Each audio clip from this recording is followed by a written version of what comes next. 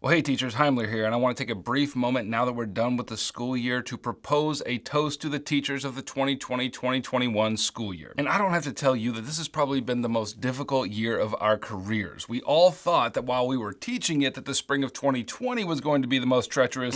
So naive. In that semester, thanks to the pandemic, our schools shut down and we were thrust into online learning, most of us without any training or expertise to speak of. We cobbled together lesson plans and did our best and lurched across the finish line. But that semester, difficult as it was, had something going for it. At least it was unexpected and everyone kind of understood that we were doing our best. All of our foibles and failures could at least be chalked up to, well, all this was completely unexpected and we're doing the best we can in an emergency situation. But then the pandemic refused to let up and it looked like we'd be teaching online into the fall. But now parents and students and administrators had higher expectations of us. After all, we had a whole summer break to learn how to fundamentally relearn how to teach, and that's great because, hey, if there's one thing we didn't need after the spring of 2020, it was a break. Oh, silly rabbit. Breaks are for mortals. And so we all began teaching online, or horror of horrors, a hybrid classroom. And you know what? We did our best, but it was not what we wanted, and it was very hard. For most of us, it was all work and none of the reward that we have become accustomed to in our classrooms. None but teachers will understand that particular kind of despair that comes from trying to start a discussion through a computer screen. None but teachers will know how a heart can break when you've poured all of your creativity into a lesson and even went beyond the normal bounds just to make sure that it would be engaging online, only to see your efforts be sucked into the void of black Zoom boxes. None but teachers will know the sadness that came with finally being done with a call and giving everyone permission to log off, and then half of the black boxes stay connected because they weren't there to begin with. Like I said, it was a hard year and the hardest year most of us have ever had. But you know what?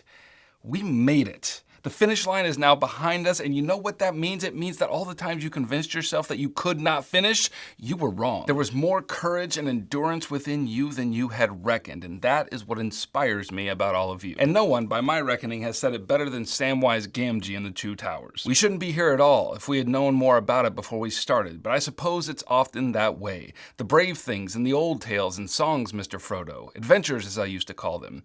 I used to think that they were things the wonderful folk of the stories went out and looked for because they wanted them. But that's not the way of it with the tales that really mattered, or the ones that stay in the mind. Folks seem to have been just landed in them usually. Their paths were laid that way, as you put it. But I expect they had lots of chances, like us, of turning back.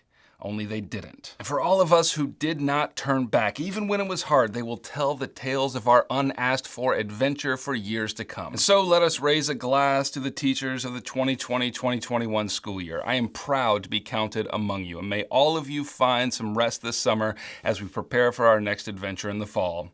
Salud.